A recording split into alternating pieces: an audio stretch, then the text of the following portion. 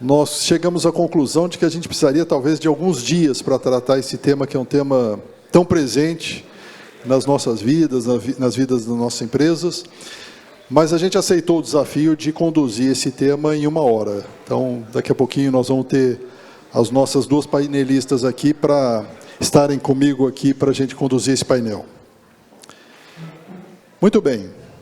Eu sou Guilherme Cavalieri, eu fui presidente da Associação Brasileira de Recursos Humanos de São Paulo, a BRH, sou associado à ANEFAC já há alguns anos, vim conhecer a ANEFAC na época que eu estava na Serasa, que foi sempre uma grande apoiadora dos congressos e sempre uma empresa muito próxima da ANEFAC, e desde então continuei, fui picado aí pelo bom inseto que cria esses vínculos como esse que a gente acabou tendo a oportunidade de estar aqui e seguir esses anos todos de congresso.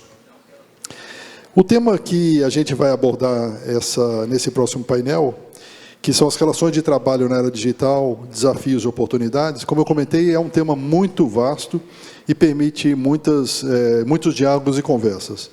Então, eu queria lembrar que vocês podem fazer as perguntas pelo aplicativo, e eu vou ter a oportunidade de moderar esse painel, que contará, então, com a presença da Graziele Rossato, que é mãe do Henrico, de 8 anos, empreendedora desde os 21 anos no segmento de tecnologia e negócios, CEO e founder da ViaFlow, head de tecnologia da ANEFAC, conselheira no Grupo Global de Automação e Transformação Digital, CFO Alliance Trends Innovation e conselheira membro investidora na Bossa Nova Pool Ladies.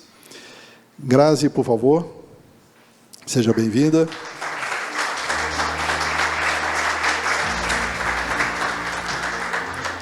Obrigado, Grazi.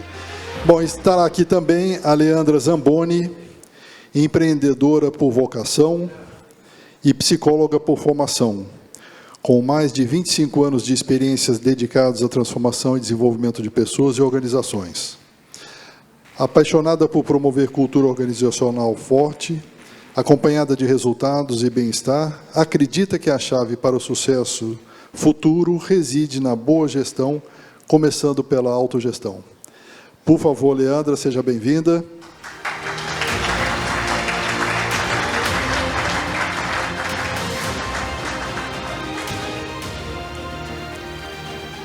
Muito bom. Eu tenho a oportunidade de ficar no meio das duas. Muito bom, obrigado então mais uma vez pela presença de vocês, uma alegria a gente poder debater esse tema tão desafiador, né? Queria começar então, Leandra, com você. Se você pudesse fazer uma consideração geral sobre esse tema, como é que você tem visto os impactos desse tema no nosso dia a dia, no dia das nossas empresas? O que você tem se defrontado no dia a dia em relação a isso? Muito bem. Primeiro, bom dia, é um prazer enorme estar aqui com vocês.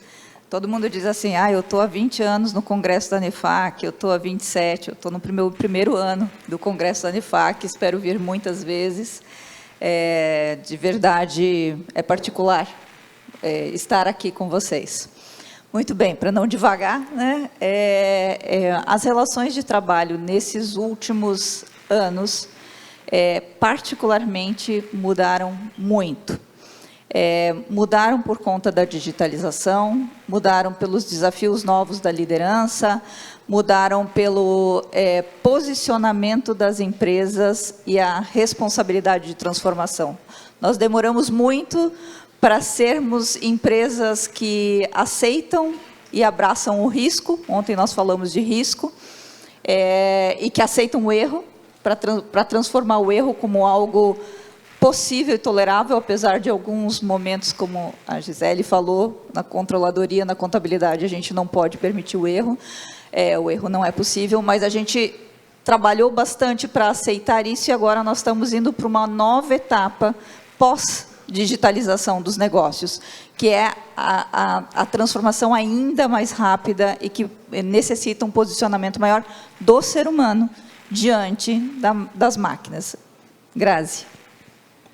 Eu acho que, pegando o gancho aí, então, né, do que a Lê trouxe, Eu estar aqui com vocês, no meio de tanta gente, eu acho que tem um valor muito grande. Mais do que estar aqui no palco representando a ANEFAC, também representando de alguma forma o meu negócio. Compartilhar o momento do café e as trocas que a gente tem são bastante significativas. E eu acho que realmente a gente aprende quando a gente está junto, né? A gente nunca perde quando a gente está junto. A gente sempre sai maior em conhecimento. E esse eu vejo que é o grande desafio que nós temos aqui. Eu não sou uma teórica, mas acho que foi dito ali na fala, eu sou empresária desde os 21 anos de idade. Não sou uma pessoa que lê muito, eu gosto de falar de forma muito transparente. Eu leio com bastante dificuldade, porque a minha cabeça, eu sinto que parece que os neurônios estão se batendo o tempo todo.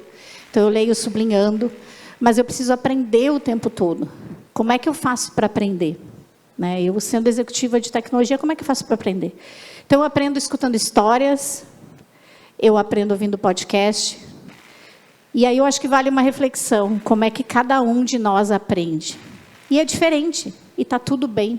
A gente não precisa ser um consumidor de livros para aprender, mas o que a gente não pode é parar de aprender. E quando a gente fala hoje, né, de etarismo e ambiente digital, e, nossa, a tecnologia está vindo aqui, vai tirar o meu emprego, vai tirar meu trabalho, eu posso garantir, por experiência, né, que isso vai acontecer sim, se a gente não tiver o que foi mencionado aqui em outros painéis. Eu vou tentar conectar com todas as falas aqui, até para não ser repetitiva, mas usar como referência a humildade intelectual.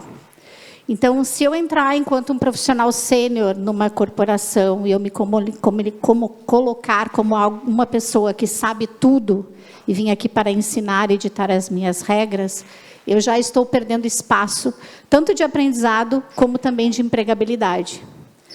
Porque a gente precisa se colocar nessa humildade para cada vez mais a gente aprender, né?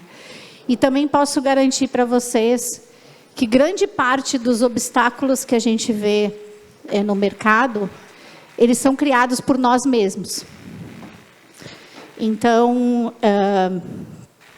vou dar um exemplo de uma situação que aconteceu recentemente num cliente. O diretor da companhia, ele foi demitido, abaixo dele 300 colaboradores. Todos começaram a agir como se fossem também ser demitidos. Então, esse cenário foi criado na cabeça de cada uma dessas pessoas, justamente provocando uma atitude deles de que automaticamente algo ia acontecer comigo também. E pouquíssimos trouxeram a visão de oportunidade diante desse movimento. Então, como fornecedora, eu às vezes tenho que ser psicóloga também, e é um limite tênue nesse contexto, né? Porque eu acabo me envolvendo com o cliente de uma forma até emocional, e as conexões hoje de trabalho são emocionais, a compra emocional, tudo é emocional. A gente acaba se envolvendo de alguma forma com o cliente, e o que acabou acontecendo é que eu acabei ajudando eles a enxergarem isso de uma forma um pouco diferente. Então, quando a gente fala de transformação digital e novas oportunidades, novos momentos, a gente está falando aqui de uma transformação do ser humano, né? E do quanto isso é individual, mas precisa acontecer. O Grazi, você trouxe esse tema da liderança, que eu acho que é realmente importante. Eu acho que vale a pena a gente mergulhar um pouquinho mais nesse tema. Como é que a liderança consegue hoje, ao mesmo tempo, sendo impactada por essa questão da transformação digital, ser também promotora de desenvolvimento das suas equipes, né? Como é que esse desafio duplo, né, que a gente vê hoje presente na liderança pode se tornar presente no dia a dia? E como é que a própria liderança consegue se desenvolver, né, para estar preparada para poder fazer frente a esses desafios, né, que impactam todos nós? Obrigada pela pergunta. E me permita usar um exemplo aqui que todos vocês conhecem. Boly Rosales. É um cara que tem ego, todos nós temos, mas ele tem um ego na justa medida, a ponto de dar palco para todas as pessoas que aqui estão. Então,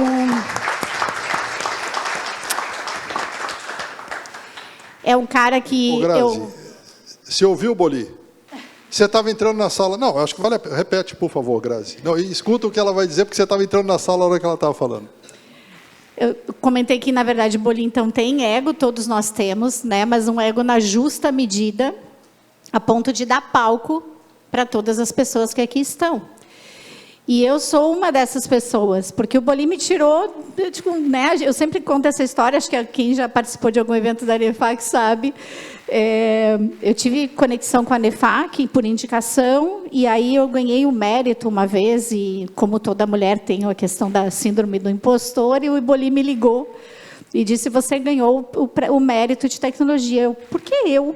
Né? Quem sou eu por ter ganho isso? Ele, Grazi, aceita, você ganhou, você merece, né? Você tem algo. E eu acho isso muito legal, porque ele acabou me dando a oportunidade de estar aqui hoje, a oportunidade de conhecer vocês, a oportunidade, gente, eu estou aqui, eu sou uma profissional de tecnologia, eu tenho formação técnica, e eu estou aqui falando sobre um painel humano, olha que bacana, né? Tendo a oportunidade de conversar com vocês aqui sobre ser humano. Então, acho que é a prova viva de que o movimento tecnológico não é um movimento tecnológico, né? Porque a tecnologia está aí, a inteligência artificial não é algo que começou semana passada, né? A inteligência artificial está aí há muito tempo, e por que não está no nosso dia a dia? Tem o filme Her, tem o filme Inteligência Artificial, tem os Jetsons, né? Então, assim, tem várias coisas que já vinham dando sinais e o humano ainda não conseguiu, né, aderir a todas essas tecnologias, e as próprias empresas, tem empresa que não tem nem RP direito, né? Então, a tecnologia está aí, mas ainda não está implantada em todos os lugares na sua maior potência. A própria inteligência artificial é um desafio humano, ético, né? Então, queria falar um pouco sobre ego, que eu acho que a liderança ela tem que dar palco para os demais, ela tem que orquestrar tudo isso, e uso esse evento como um grande exemplo. Né? Esse evento ele tem um cuidado, ele tem um carinho nos mínimos detalhes, né? De você chegar na mesa e ter alguma coisa, você ter uma boa comida, você ser acolhido. A Leandra falou que veio, né? Ela disse, meu Deus, vocês não têm noção do quão isso é especial, esse momento da gente estar aqui junto, né? E essa energia que a ANEFAC traz, né? De poder dar palco. Então, acho que o Boli é uma das pessoas que eu poderia citar aqui. Eu acho que tem tantos outros, eu não quero esquecer de ninguém. E tem uma pessoa que é a segunda vez que eu encontro no evento, que eu também traria como uma segunda característica, né, que é a questão da gente trabalhar a nossa cabeça, exercitar o nosso cérebro, porque a gente vai envelhecer. Só que isso não tem volta. Por mais que eu tente trabalhar fisicamente, me manter um pouco mais jovem, o meu cérebro ele vai envelhecer. Só que eu preciso treinar essa cabeça, eu preciso trabalhar essa cabeça para me manter viva. Eu sou muito observadora, eu vim de van, né? Acabei vindo de van da ANEFAC, e aí na van estava um senhor chamado Nívio. Seu Nívio.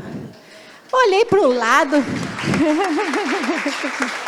o Nívio fazendo sudoku, fazendo palavra cruzada. E eu olhei aquilo ali, eu digo, interessante, eu preciso exercitar mais meu cérebro para conseguir chegar nesse nível aí, porque eu não estou fazendo nem sudoku, nem palavra cruzada com tanta frequência. Incrível. Então, assim, é sobre isso. Então, acho que essa questão de aprender e essa questão também da gente dar palco, né, são características importantes da liderança. Leandro, eu queria te ouvir um pouco sobre essa questão também de liderança, mas eu queria fazer aqui uma confissão pública. Eu, como é que tem com vocês, fui presidente da BRH São Paulo, né? E desde então, já há alguns anos, tenho participado dos congressos, e você deu uma oportunidade importante para dizer. Eu tenho uma dor de cotovelo danada da BRH não conseguir fazer um evento como esse, né? E é uma associação de recursos humanos. E eu, lá naquela época, tentei, vamos tentar fazer alguma coisa, ou fazer junto, mas usar essa boa experiência. Ainda não conseguimos, mas eu não desisti, não. A gente vai, quem sabe, um dia fazer um congresso da BRH com essas características, né? Envolvendo família, tendo esse ambiente tão acolhedor, como você comentou, né, Grazi? Mas é uma confissão pública que eu queria fazer para vocês. Leandra, nesse aspecto, em relação à liderança, a gente viu no painel anterior uma abordagem também sobre a questão de ligado à jornada de trabalho, a questão de um pouco da linha de controle e confiança, né? Como é que você vê um pouco essa dicotomia, né, ou a possibilidade de juntar essas duas características no ambiente de trabalho, né? E como construir um ambiente de trabalho também acolhedor, né, onde as pessoas se sintam engajadas? Nós, enquanto nação, nós temos um desafio especial nesse tema.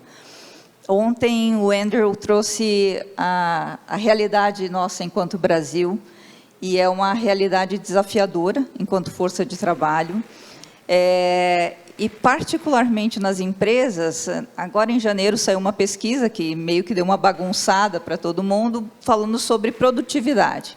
E o Brasil, a força de trabalho brasileira é 4 vezes menos produtiva do que a força de trabalho americana, ficando atrás, inclusive, na América Latina, de Argentina, Chile e Uruguai. Então, a nossa produtividade é baixa. E a gente tem vários fatores que a gente pode desdobrar disso aqui. Mas a liderança tem bastante impacto. Por quê? Quando a produtividade é baixa, a tendência é a gente aumentar o controle. Porque a gente precisa do resultado, a gente precisa, esse ano é o ano da eficiência operacional, né? As empresas estão trabalhando muito forte com a questão de eficiência operacional, contexto, enfim. Se a gente precisa de produtividade, a gente precisa de confiança, e não só do comando e controle. E quando a gente tem pessoas que querem o resultado imediato, que querem respostas, a gente tem menos confiança e mais controle. Então, nosso desafio também, enquanto líderes, é fazermos essa mudança de progressão, de comando e controle para confiança. Para isso, entra a tal da segurança psicológica. No primeiro dia do nosso... primeiro dia conhecido como ontem, o Leandro, da Heineken, ele falou sobre a jornada da felicidade. A jornada da felicidade dentro das organizações, que tem como pressuposto a segurança psicológica, ela tem como pressuposto as relações de confiança. E confiança se desenvolve com relacionamento. Dentro desses nossos últimos tempos de trabalho, eu brinco que a gente fez um esforço enorme para fazer o que as máquinas fazem. Sermos ágeis, não cometermos erros, sermos impessoais, né? Sempre tinha aquela coisa assim, não façam amizade no trabalho, não se envolvam com as pessoas no trabalho. E agora a gente está fazendo uma relação inversa. A gente está dizendo, olhem para as pessoas com que vocês trabalham. Não é incomum, me permita dar um exemplo, eu trabalho com mentoria de executivos desde que eu me conheço por gente.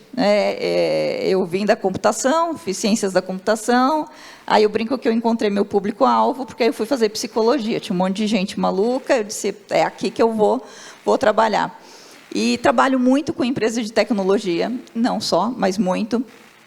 E quando a gente trabalha com os líderes, a gente vê muita gente focada no resultado, com pouca conexão com as pessoas. Essa semana mesmo, um líder me ligou e disse, fulano de tal me mandou, olha a mensagem que fulano de tal me mandou, dizendo, eu acordei às 4 horas da manhã para fazer um relatório executivo e tal. E eu disse, mas por que você deixou ele acordar às 4 horas da manhã? Por que ele fez sozinho? Minha pergunta para o diretor da pessoa. E ele disse, não, eu ofereci ajuda a semana toda, era uma situação bem delicada para a empresa. Aí eu disse, vou conversar com essa pessoa para entender o porquê que ela deixou até as 4 horas da manhã para entregar algo que era crítico, poderia dar inegibilidade para a empresa, uma situação bem grave. Comecei a falar com ele, e ele começou com justificativas muito do trabalho. E aí eu dizia para ele, desculpa, eu preciso te fazer mais uma pergunta. O que está acontecendo na tua vida para você não ter conseguido organizar o teu trabalho? Você tinha os teus colegas para demandar. E foi indo, e até que ele me disse, ok, eu estou com uma situação bem grave, com meu filho adolescente, enfim, abriu uma situação pessoal. Por trás de todo, eu até brinquei com o Guilherme antes, né? Por trás de todo burnout, tem um burn-in. Tem algo que acontece e começa lá atrás, com a gente. Então, é responsabilidade nossa, quanto líderes, também olharem, também fazer essa escuta ativa, para a gente poder antecipar os problemas de trabalho que irão acontecer, né? Porque até a gente não ter os colegas de robôs, os nossos robôs trabalhando mais maciçamente com a gente, todo problema é causado por um ser humano e é resolvido por um ser humano. Daqui a pouco a gente terá problemas causados por máquinas, mas ainda estamos em problemas causados e resolvidos por ser humano. Então, não é ser assistencialista. Ontem teve uma pergunta excelente. Qual é o limite do assistencialismo e da autorresponsabilização? Não é ser assistencialista, mas é trabalhar com a responsabilização das pessoas. E isso hoje também é tarefa da liderança. A liderança está com uma carga bastante pesada. Por isso a gente tem cada vez menos pessoas querendo ser líderes. Eu tenho casos, a Grazi também tem casos, de pessoas que querem expandir negócios e não estão expandindo porque não tem pessoas para liderar esses novos negócios. Pessoas querem comprar novos negócios, fazer, o Guilherme deve ter várias situações também, não tem pessoas para colocar no comando desses novos negócios. Então, nós temos uma crise de liderança. E se a gente tem crise de liderança, a gente tem crise de relações de trabalho e tem crise de confiança. E o que a gente faz? Controla. Então, é uma equação que a gente tem que enfrentar com muita força para a evolução do futuro do trabalho. Você quer comentar alguma coisa ou mudamos para um próximo tema? Eu acho que só complementar que, em contrapartida, a gente tem um negócio que pede agilidade e resultado, né? E com ondas cada vez mais curtas de transformação, né? Não só agilidade como resultado, mas o que foi dito também aqui no outro painel, governança, né? Então, eu preciso ser ágil, preciso dar resultado e eu preciso ter governança, né? Com ciclos muito curtos, né? Então, acho que realmente a gente tem um bom desafio aí pela frente, puxado pela liderança, com um papel importante das empresas, mas, de novo, caio na questão de que não pode ter assistencialismo e as pessoas precisam compreender que elas não têm que esperar a empresa para poder fazer o movimento ou exigir que seja feito um treinamento. As pessoas mesmo têm que assumir, vamos dizer assim, o leme do seu navio, que é a sua carreira e a sua vida. A gente vive culturalmente aqui falando que isso é uma questão, a gente tem cultura corporativa, a gente tem cultura de país, a gente tem cultura de sociedade, e na nossa cultura de sociedade a gente espera que os outros façam pela gente. Não me deram treinamento, não pediram que eu fizesse, não exigiram determinada certificação, se não precisa, se não precisa hoje, para que eu vou estudar sobre determinado assunto, para que eu vou estudar sobre inteligência artificial? Quando, na verdade, a oportunidade vai surgir, se a pessoa não estiver preparada, ela não vai poder assumir, né? Então, acho que, complementando, seria isso, essas observações do negócio, quanto está exigindo esse tipo de comportamento hoje. E acho que umas 2 semanas atrás, eu tive contato com o segundo cliente, que, em função de não conseguir dar essa agilidade no negócio, ele não está trazendo um elemento para compor o time, mas sim está demitindo uma área inteira para começar do zero. Porque se eu não consigo acelerar o meu negócio com o time que eu tenho dentro de casa, porque eu vou ter um trabalho muito longo de mudança de mindset, e se eu colocar um elemento ali, ele automaticamente, a cultura vai matar ele, esse elemento novo, com uma cabeça nova, automaticamente a cultura mata ele, eu vou demitir a área inteira. E a área de CX, de uma empresa de seguros, né? Então, assim, não é brincadeira. Eu acho que a gente tem que fazer por nós e realmente assumir o controle da nossa carreira. O Grazi, a Leandra trouxe um tema importante, a questão do burnout, começando pelo burn-in, né? Como é que você vê essa questão da saúde mental, né? Como é que isso tem afetado a liderança de um modo geral? Papel da liderança de criar os ambientes menos tóxicos, né? E como é que a gente poderia tentar encontrar soluções, inclusive baseado na tecnologia que está hoje presente, né? É uma pergunta muito difícil. Por isso é que estou fazendo para vocês duas, né? São perguntas muito difíceis. Eu acho que é mais ou menos como a gente estava conversando antes, eu estava trocando uma ideia com o Raul. Não existe resposta certa para, né, todas essas. Acho que grande parte, né, se perguntar isso para qualquer pessoa aqui, cada um vai responder de um jeito. Para mim, o híbrido funciona, por exemplo, para outro não funciona. Por que para mim o híbrido funciona? Porque, né, eu tenho o meu time todo espalhado no Brasil inteiro, então presencial para mim não é viável. Como é que eu vou levar a cultura? Então, são coisas difíceis de responder. Como lidar com essa questão, eu acho extremamente complicado. Eu mesma tenho aprendido todos os dias sobre isso, porque não é também comum a gente contratar uma pessoa e ela simplesmente não aparecer no dia que ela precisa começar a trabalhar. Do nada, a pessoa não vem mais trabalhar, também acontece isso. Tem gente que começa a ter comportamentos estranhos. Eu não sou psicóloga, ao contrário da Leandra. Mesmo que eu ajude de alguma forma e adore essa disciplina humana, eu não sei lidar com muitas questões. Então, acho que a gente tem que separar o que é corporativo, o que é assistencialismo, que foi falado aqui, e o que realmente tem que ser encaminhado para ajuda médica. Mas é fato, sim, que a gente está tendo que lidar com pessoas com TDAH, pessoas que agora tem nome, né, para tudo. Então, assim, tem gente que usa isso como marketing, tem gente que acha isso, né, bonito. Fala, tem o TDAH, nossa, que incrível, fulano de tal. Aí, quais os líderes que têm TDAH também? Posso dizer que eu não tenho TDAH, apesar dos meus neurônios, publicamente, aqui eu disse que eles se batem, não tenho nem nada disso. Tenho ansiedade, mas na justa medida faz bem, né? O vinho, na justa medida, faz bem, o remédio, na justa medida, faz bem, pode ser veneno, dependendo se for em excesso. Então, acho que esse equilíbrio que a gente tem que buscar e preparar dentro do possível, né, para que a gente consiga, dentro da empresa, acolher esse tipo de coisa e gerar produtividade e gerar resultado, para que a gente também não crie empresas doentes, né? A gente precisa ter empresas saudáveis gerando, porque, no final, a empresa é a entidade maior, né, do que qualquer pessoa, indivíduo, enfim, né, por mais que seja composto por gente. Bom, saúde mental passa a ser obrigação de todo mundo a partir de maio desse ano, com a NR1.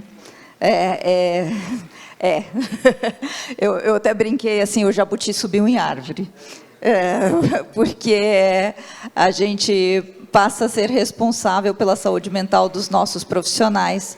Isso recai sobre a empresa. E tem a NR1, de uma forma bastante sintética, ela tem 3 desdobramentos importantes. Uma é o ambiente do trabalho, então os EPIs, enfim, nada novo. O outro é as circunstâncias do trabalho, aí é cultura, meio pressão, falta de clareza de escopo. Entra aqui muito comando e controle quando a gente não sabe, quando o profissional também não sabe o que ele tem que fazer. Então, a gente vai ter que começar a trabalhar com clareza, comunicação, vai ser super importante. E entra muito forte a responsabilidade de gestão e liderança, onde os profissionais, os líderes, passam a ter mais uma atribuição, que é ter a sensibilidade de dizer, nossa, a pessoa não está muito bem, será que eu preciso encaminhar ele? Que são os riscos psicossociais. E aí entra um fator ainda que é mais delicado, que é, se o cliente de vocês for desrespeitoso com o time de vocês, existe uma implicação dentro da NR1 também. Então, a responsabilidade, assim como a carreira, deveria ser responsabilidade da pessoa, porque é a pessoa que vive, é a vida da pessoa, não é a vida da pessoa não pertence à organização. A vida da pessoa está a serviço da organização, a gente sempre está num papel, mas a vida da pessoa é dela. Então, se ela não está se desenvolvendo, se ela não está evoluindo, se ela não está se transformando, a gente deveria partir do pressuposto da autorresponsabilização. Por isso eu sou tão favorável à autogestão e à autorresponsabilização. Quando isso não acontece, a gente delega para terceiro. Eu brinco que são as delegações inversas, né? É muito comum você chegar na empresa e aí você falar, e aí, você delegou para o seu time para fazer? Não, deleguei. E o líder está no final de semana trabalhando, virando noite. Daí eu brinco, existe a delegação reversa. Você delega para baixo e o teu profissional delega para cima, dizendo, não sei o que fazer, você vai lá e faz. Então, saúde mental Eu já estava adiantando para o próximo tema, viu? Saúde mental, ela passou a ser uma obrigação, não passa a ser agora, principalmente por conta dos riscos psicossociais e que impacta muito a liderança. Então, a gente está falando de relações de trabalho e estamos falando de liderança. O painel anterior falou de liderança, porque é a chave de conexão das nossas relações. E aí, vou passar para você, Guilherme, para você me fazer... Pois obrigado por levantar a bola para eu fazer a pergunta. Guilherme, só complementar uma questão, acho que a Leandra comentou, me permita, e eu acho que trazer aqui também a visão do quanto as áreas de recursos humanos têm sido importantes para essa transformação, né? Deixar que as áreas de departamento pessoal e recursos humanos sejam tão processuais, né, e passem a ser um pouco mais estratégicas dentro da companhia, ajudando de uma forma a suportar a liderança durante toda essa jornada. Então, também é uma questão de cultura, a gente deixar de atuar corporativamente como silos e atuar de uma forma um pouco mais integrada. A gente trabalha com design dentro da ViaFlow, né, Design Thinking, e uma das coisas que a gente busca promover nos clientes é justamente uma visão de jornada. Não é sobre a minha atividade, sim como a minha atividade está inserida num contexto que faz parte de uma empresa e que tem um planejamento estratégico a ser cumprido. No momento que as pessoas começam a ter essa compreensão, fica muito mais natural elas contribuírem com o resultado da empresa, né? Então, acho que a gente entender que talvez uma jornada de contratação de um cliente, né, ela passa por uma área de comercial, uma área de formalística, né, uma área de pós-venda, entender isso de uma forma um pouco mais diferente, talvez comece a tirar os silos que existem dentro da empresa e trazer e promover momentos de colaboração, que eu acho que é o grande diferencial das empresas hoje, né, que souberem trabalhar dessa forma, elas terão alguma vantagem competitiva, porque vai ficar muito mais fácil se resolver problemas, né, e transformá-los em oportunidades, né, olhando não mais o problema, mas sim o desafio, né, como desafio, né? Então, tirar os silos. Então, resumindo o que falei aqui, tirar os silos corporativos e trazendo uma visão colaborativa, né, e o papel do RH nesse contexto, contribuindo com a evolução da liderança. Guilherme, se me permite só fazer uma parte daqui, eu queria pegar um gancho aqui no que a Grazi falou e falar da minha experiência profissional. Quando eu brinco que eu sou empreendedora de vocação, porque meu pai vendia boi e gado, e quando eu tinha 14 anos, ele me colocou para atender o telefone e me dizia, se ligarem, você atende e você fala, a vaquinha Nelore custa tanto, o cavalo não sei o que custa tanto, e tal, para não perder venda. Então, o lado comercial sempre existiu. Eu tive já loja dentro de hotel, eu sempre tentei fazer a minha vida, ganhar a minha vida pelo meu mérito. Quando falei que eu comecei na computação, fiz psicologia, e quando eu abri uma empresa, eu comecei como estagiária, logo virei sócia da empresa e virei sócia administradora. E aí eu tinha um embate muito grande com o contador, porque eu sentava e ele me dizia, faça isso. Eu dizia, não, mas por que débito é crédito e crédito é débito? Não estou entendendo essa lógica aqui de ativo, passivo e tal. Daí ele me dizia, não pergunta, faça. Aí eu disse, não, eu preciso entender como é, não vou fazer. Aí depois ele até virou, ele era conselheiro, foi presidente do CFC, né? Aí, o que eu fui fazer? Fui estudar contabilidade. Fiz primeiro técnico em contabilidade, depois eu fiz graduação em contabilidade. Até falei com o Boli que eu tenho até CRC em Santa Catarina ativo, porque eu nunca consegui desativar, mas não sou uma contadora de exceção. Mas eu precisava entender a história que o balanço contava, porque todo negócio conta uma história. Toda pessoa conta uma história. Eu estou contando a minha história para vocês. A Grazi começou dizendo assim, eu sou mãe do Henrico.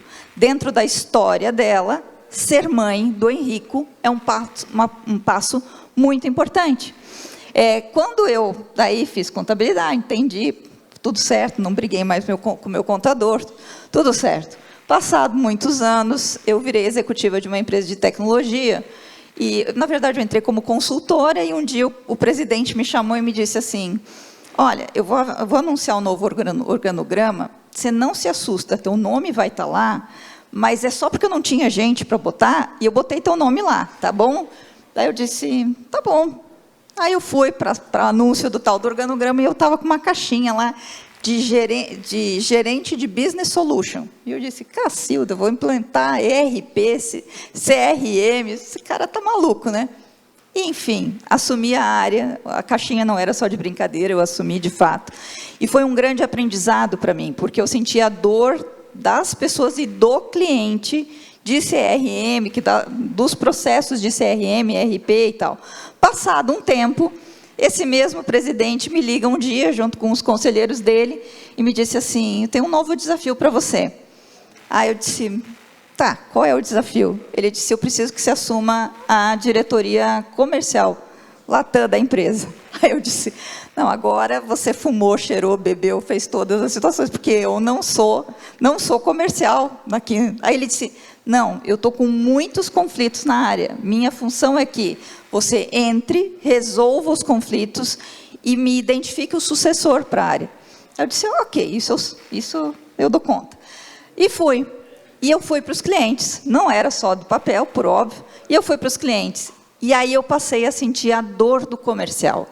Que enquanto eu estava lá na salinha de pessoas, ou em qualquer outra da área de projetos, eu não tinha noção o quanto era difícil fechar um negócio, o quanto era difícil convencer para o cliente, enquanto, nossa, a gente saía de lá perdendo sangue e tal, né, passando, o cliente tem sempre metas, a gente tem metas, e me deu uma outra visão do negócio. Passado isso, identifiquei minha sucessora, trabalhei com a minha sucessora, e aí ele me disse, agora eu preciso que você assuma a diretoria de administração e pessoas, porque estava com um problema na área de RH. A minha visão foi completamente diferente. Eu comecei a trabalhar com os líderes e dizia, qual é o seu problema, qual é a sua expectativa, qual é a sua meta, participava de reuniões de planejamento estratégico, o conselho dizia que eu era o RH com pimenta, né, porque eu criticava, quando a gente fazia acordos de metas estratégicas, e algum diretor dizia, mas a gente não vai conseguir, eu dizia, você devia ter falado lá em outubro do ano passado, você devia ter se posicionado, não se posicionou agora, todos nós somos responsáveis.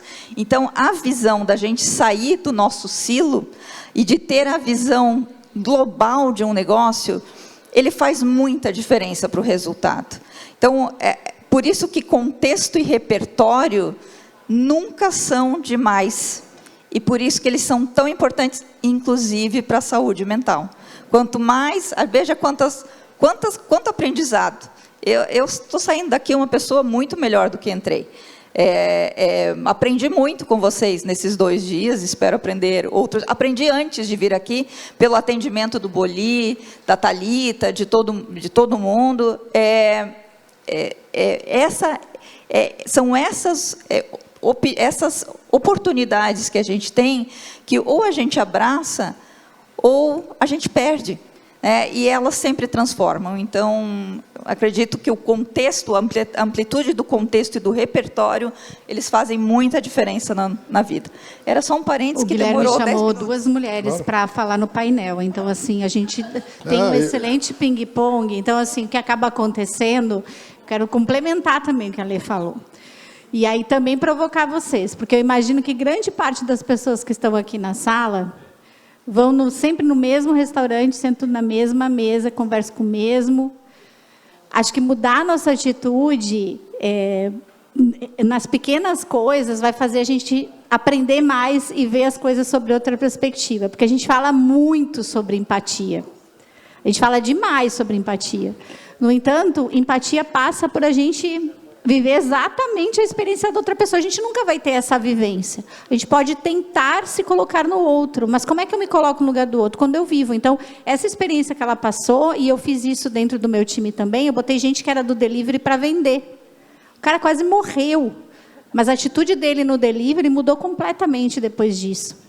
Então, a gente tem que fazer essas rotações, esses ensaios.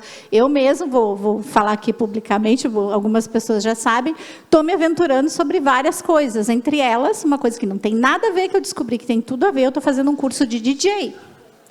O que isso tem a ver com o meu trabalho? absolutamente nada. Só que eu estou absolutamente encantada. Virou praticamente uma terapia. Eu sempre fui apaixonada por música, né? E tenho me aventurado a conhecer um pouco mais sobre esse universo que é cheio de tecnologia e cheio de inteligência artificial. Da mesa do DJ, você consegue controlar drone, você consegue controlar cheiro, essas coisas aqui que estão largando. Então, assim, tem muita coisa que você consegue fazer a partir dali. Não tem nada a ver, comecei de uma forma totalmente despretensiosa. Então, a gente realmente tem que se lançar em alguns desafios, independente de idade. Charles ontem não saiu caminhando na beira da praia, não ganhou ali a maratona? É isso, ele foi, entendeu? Não tinha como voltar, e está tudo bem, depois a gente dá um jeito. Então, às vezes, a gente tem que acolher esses riscos, claro que não é se colocar em perigo, mas a gente tem que topar fazer coisas diferentes, ir em restaurantes diferentes, comer comidas diferentes, conhecer pessoas, que às vezes a gente estava conversando com a moça que faz limpeza aqui do próprio resort. Está me contando sobre, né, sobre a vida dela e tal. A gente sempre aprende alguma coisa quando a gente se conecta com outro ser humano, né? Isso é muito legal.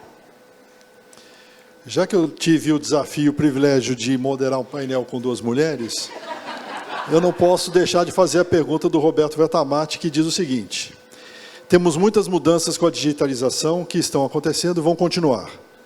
Nesse cenário, como age e atua a mulher, que, acima de tudo, é mãe e é fundamental na família? Boa pergunta. Obrigado, Roberto. Quem vai começar? É um desafio à parte. Eu não sou mãe biológica, mas eu sou mãe de coração. Quando eu brinco que eu casei, quando eu casei, eu queria um kit completo.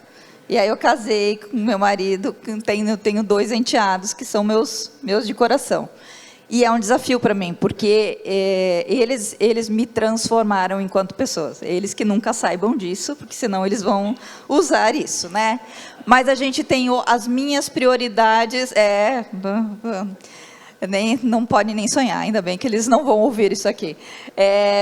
As minhas prioridades mudaram, e esse é um desafio das mulheres, porque tudo é importante para a gente. A família é importante, o trabalho é importante, o trabalho dá um sentido para a nossa vida. A mulher, e não importa, a mulher também pode escolher não trabalhar, pode escolher servir a família. O servir é importante, o servir aos outros é importante. A gente se sente útil. Obrigada.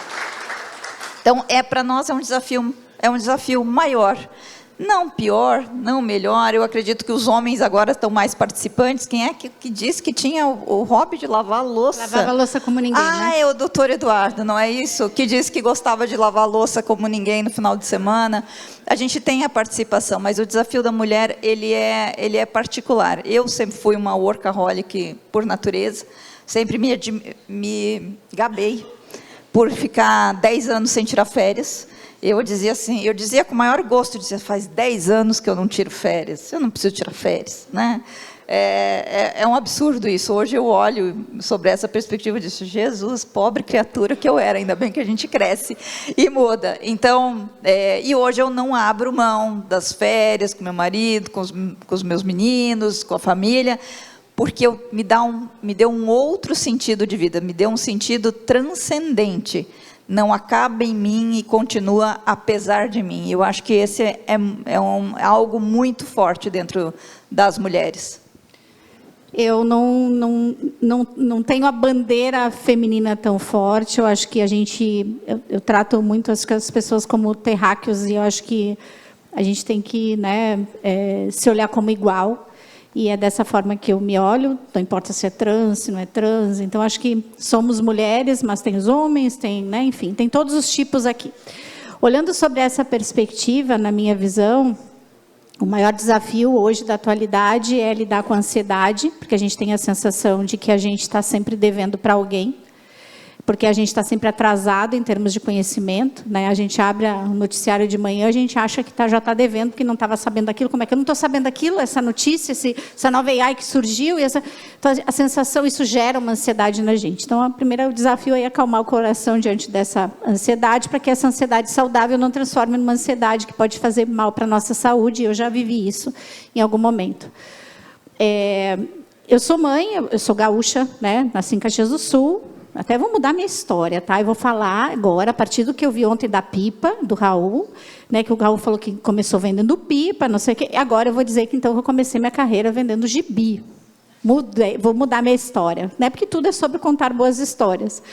Mas eu sou gaúcha, sou de Caxias do Sul, morei muito tempo em Porto Alegre e vim para São Paulo, que eu não tenho família, não tenho ninguém. Então, gente, é um desafio, porque eu tenho um menino de 8 anos, né?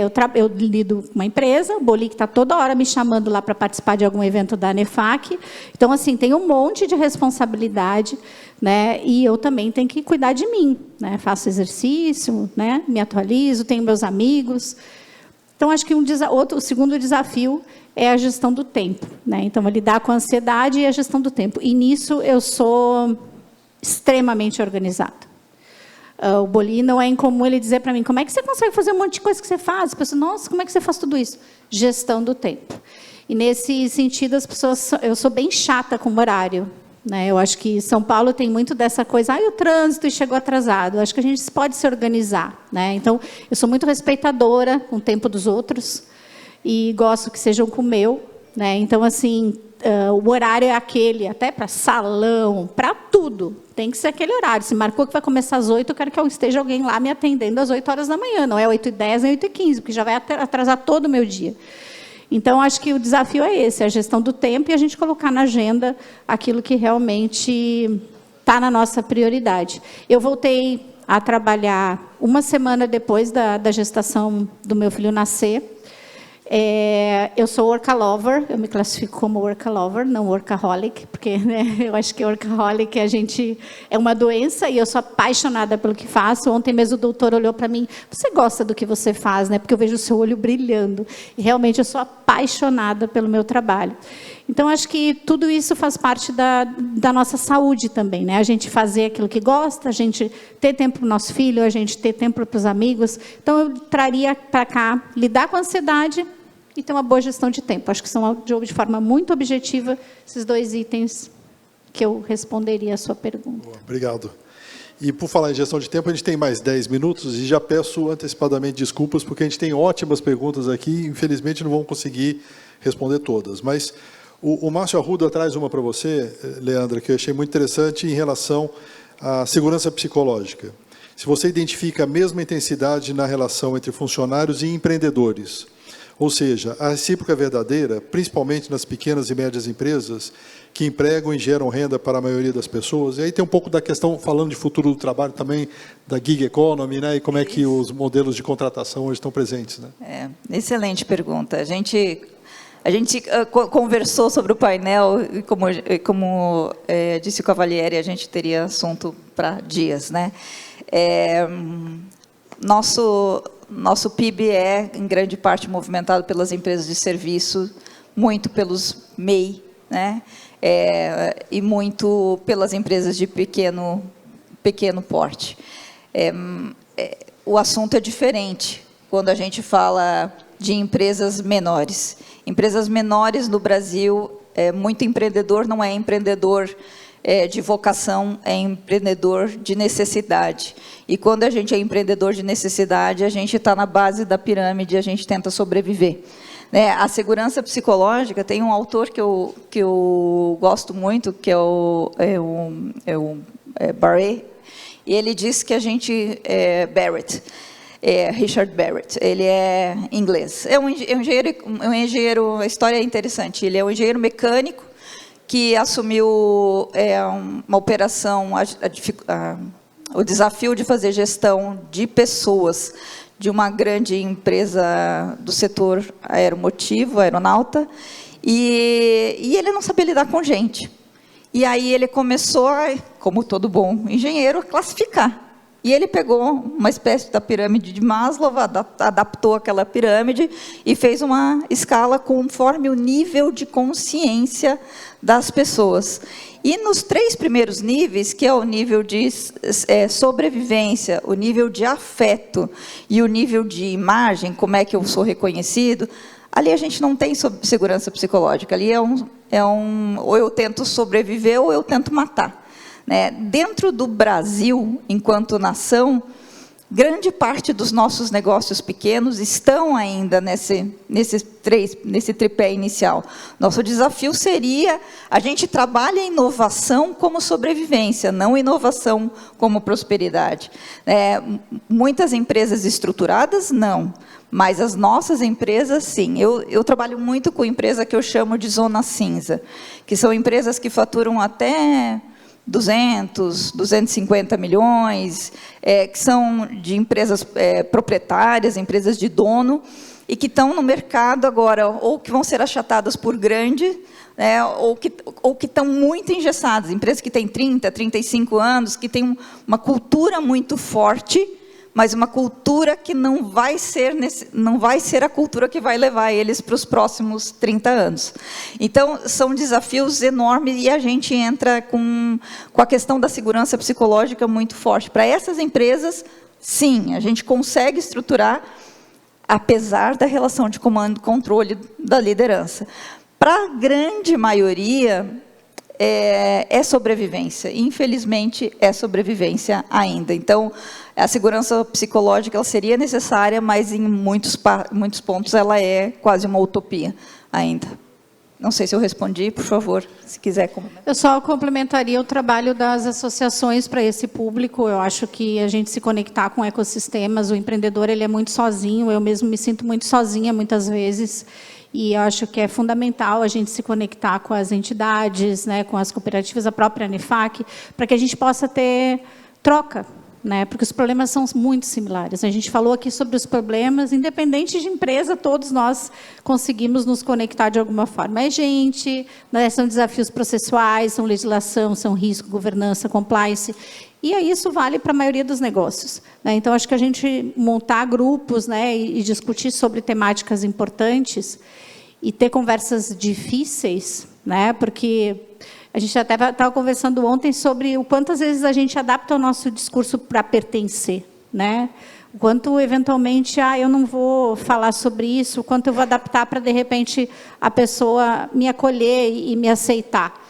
Não, a gente tem que falar sobre opiniões diferentes, porque só isso é que vai nos levar para um outro patamar, né? E isso não é nada pessoal, de novo, caímos na cultura, nosso país, tudo que a gente fala, a gente acha que é pessoal. Eu não estou falando do profissional Emerson, eu estou falando de uma situação em específico, eu não estou difamando ele enquanto pessoa, dizendo que ele não é competente para determinada atividade.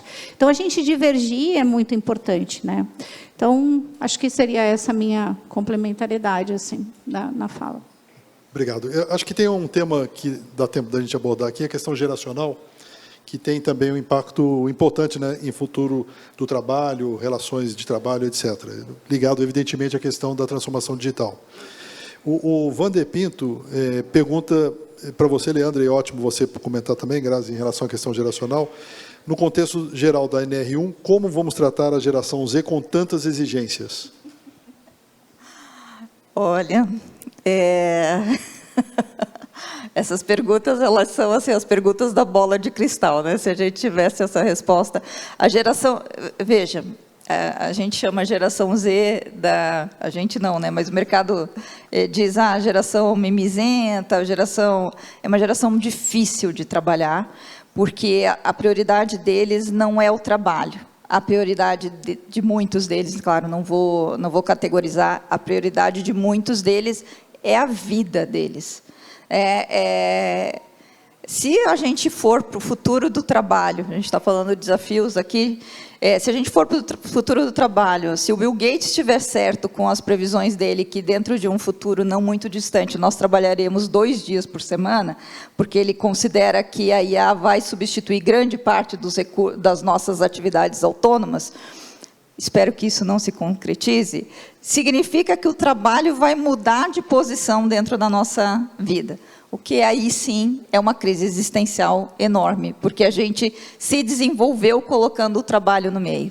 Então, o nosso desafio com essa geração porque, para nós, claro, vou dizer a partir de mim, eu sempre fui criada que o trabalho transforma a pessoa, o trabalho dá dignidade para a pessoa, o trabalho dá valor para a pessoa. O trabalho não é uma escravidão, o trabalho é uma oportunidade. Ele dá, inclusive, formas da gente ter autonomia e construir as nossas coisas pelos nossos recursos. Para essa geração, a gente tem que começar a trabalhar com a autorresponsabilização.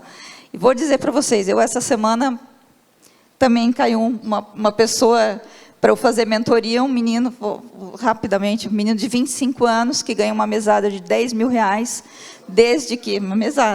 desde que ele é pequeno, porque, enfim, tem um contexto ali, e agora botaram ele para trabalhar na empresa da família. E o menino está fazendo publicidade, marketing e tal, entrou no primeiro dia com o time e foi execrado pelo time porque ele teve conduta racista, conduta machista, teve uma situação bem adversa. Com quem ele vai falar? Com quem? Com a Leandra. Diz assim, Leandra, eu não sei mais o que fazer, você fala aí com ele? Aí eu digo, falo. E a minha primeira pergunta para ele foi, o que você quer da sua vida? Se você quer ser uma pessoa dependente, esse menino carente, eu falo assim, eu não tenho, eu disse, eu vou falar da forma mais respeitosa contigo. Eu vou falar com o ser humano que habita ali, não com a criança birrenta que está falando comigo. Se você quer ser respeitado, você tem que se fazer por respeitar. Nos dias seguintes, ele mudou de postura. Não sei quanto tempo vai durar isso, porque é um processo educacional, um processo pedagógico. Você conversa uma vez, conversa a segunda vez.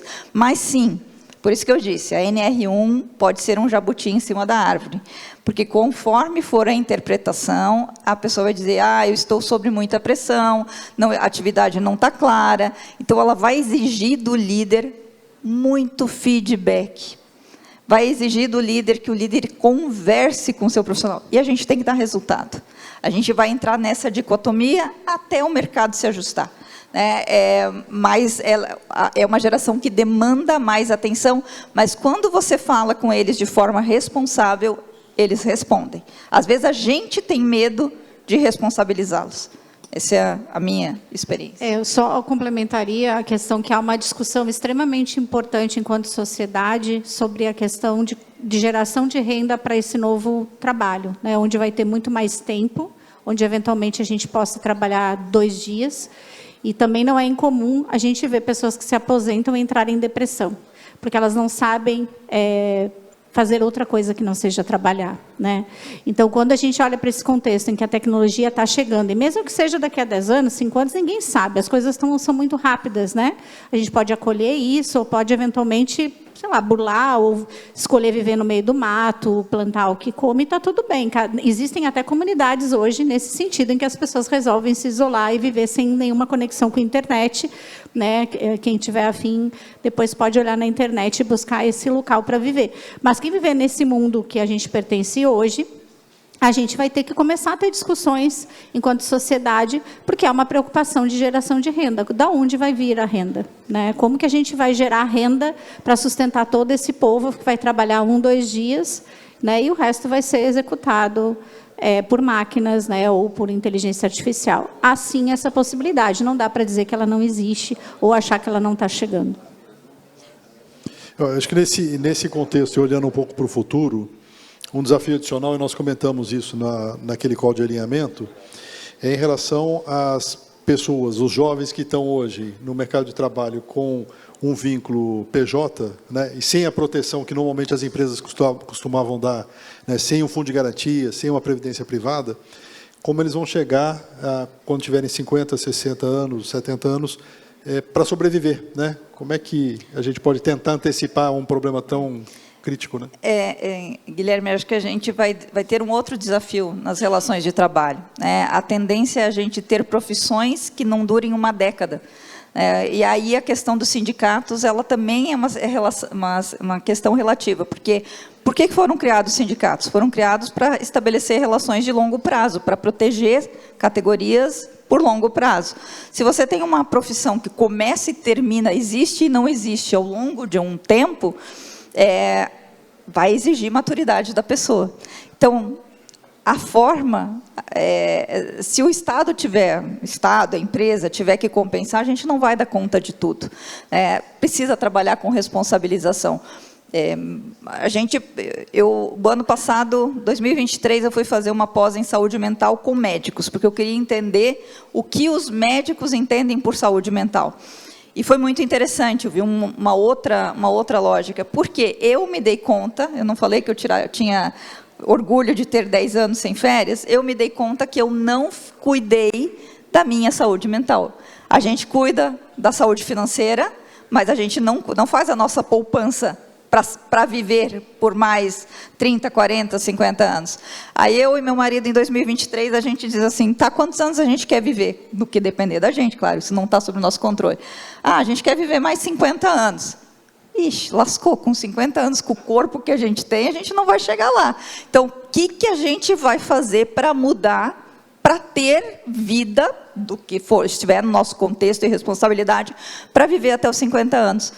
Com o nosso grande bolsão de sobrevivência, pensando nessa categoria, né, nos profissionais que sobrevivem no seu dia a dia, trabalham para pagar a janta de ontem, a gente tem um desafio maior, porque existem condições básicas que a gente deveria ter, ok, não temos.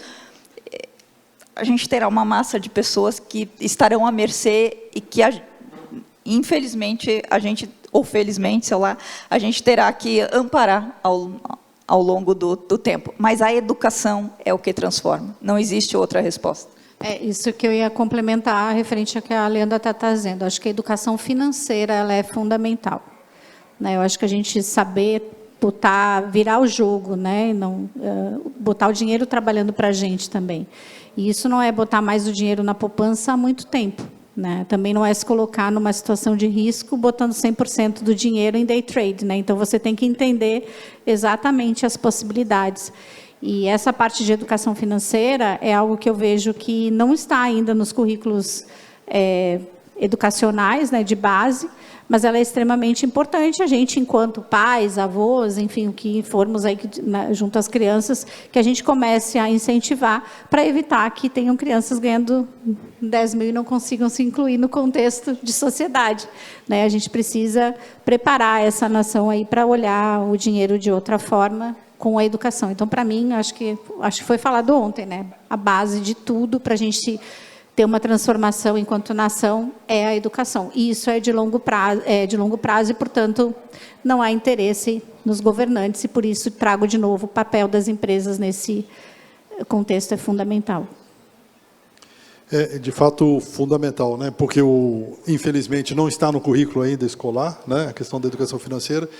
E aí a gente, quanto líderes empresariais, temos essa responsabilidade de tentar incluir essa questão do planejamento financeiro, que é absolutamente fundamental. Muito obrigado. A gente está chegando ao final, queria ouvir as considerações finais de vocês duas, em relação a esse tema que a gente tratou, em relação a essa questão do futuro do trabalho. Que mensagem vocês gostariam de deixar antes da gente encerrar? Começo. Vai lá, Grazi. Acho que me vem uma frase, né? Mindset é a tecnologia mais importante hoje, né? Então, eu acho que isso que eu traria. E o papel do empreendedorismo, né? Enquanto empresária aqui, eu acho que empreender, a gente, né, pode transformar, e parabéns, Raul, você que está aqui na minha vista, né, pela história. Eu acho que a gente pode transformar uma sociedade através do empreendedorismo, mas a gente, enquanto profissional, entender que a gente intraempreende dentro das empresas que a gente trabalha, né? E, portanto, todos nós, de alguma forma, somos empreendedores e precisamos liderar iniciativas dentro das corporações, liderando gente, liderando iniciativas mesmo, não necessariamente ter um time de 10 pessoas, mas, às vezes, eu posso liderar uma ideia, liderar um evento, né? Eventualmente, a Thalita pode estar liderando o Boli ali, se ela é a líder do evento, né? Então, a gente tem que olhar sobre essa perspectiva também. Então, seria isso. Acho que mindset é a tecnologia, né? O maior desafio da tecnologia hoje. E a questão de empreender, que é a frase que eu carrego comigo, né? E que eu levo para a minha vida, que empreender não é cargo, mas é o estado mental de alguém que deseja mudar o futuro. E é assim que eu me sinto.